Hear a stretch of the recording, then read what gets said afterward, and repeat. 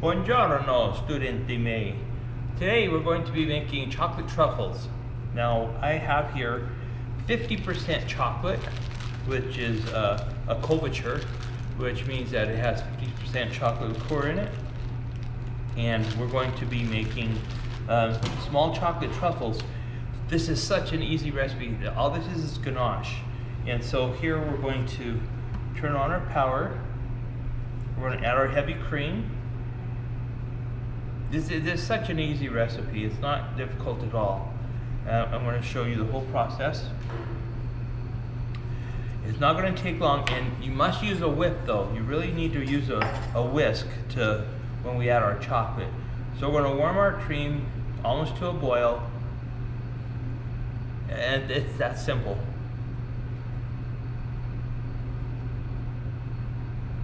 And okay, and so I will show you how to temper chocolate in our next video here. But here's our, here's our cream. Our cream is done. You can see the steam. Okay, we're going to add our chocolate. And you can take it off the heat. You don't have to add the chocolate. I like to add it in the pot itself because it keeps it a little bit warm as it goes. So it melts all the chocolate. Now I'm going to throw in we have very little amount of vanilla. We're going to throw our vanilla in as well. So now we're going to stir this, make sure it gets nice and smooth. The heat of the pan will also help it. And so it's just a nice, thick, rich fudge. Oh, it looks so good. Smells delicious. So it's almost ready. So you can see, I'm going to show you. You can still see there's little lumps in there. And just keep stirring it. I'll show you. See, there's little lumps. You see, yeah. So just keep stirring it. It'll get nice and smooth. And so I'll talk about the chocolate. This is 50% chocolate. This is Ancelia chocolate that we're using today, and that you have in your packages. And so we're going to just keep stirring this. How nice and thick it's getting. It's really nice, rich, good flavor. It says it's semi-sweet because it's 50% chocolate. The higher the chocolate percentage, the more bitter it is and the less sugar it is. So 65 becomes bittersweet, and then 70% is extra bittersweet. Okay, so here it's melted all the way. Look how nice. So I'm actually going to add my butter. It says to cool it off a little while. So, and you can let it cool, but for video sake, I'm just going to add the butter now. Okay.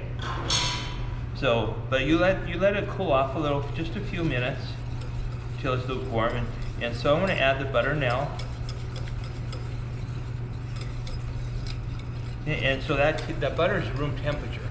So you can throw it in the microwave and don't melt it, but just room temperature it. It'll be great. So we just want to make sure it's nice and smooth. Look how nice that is. So we have all our butters in there. It's all melted. So there's our ganache for our truffles. So you could flavor this, of course.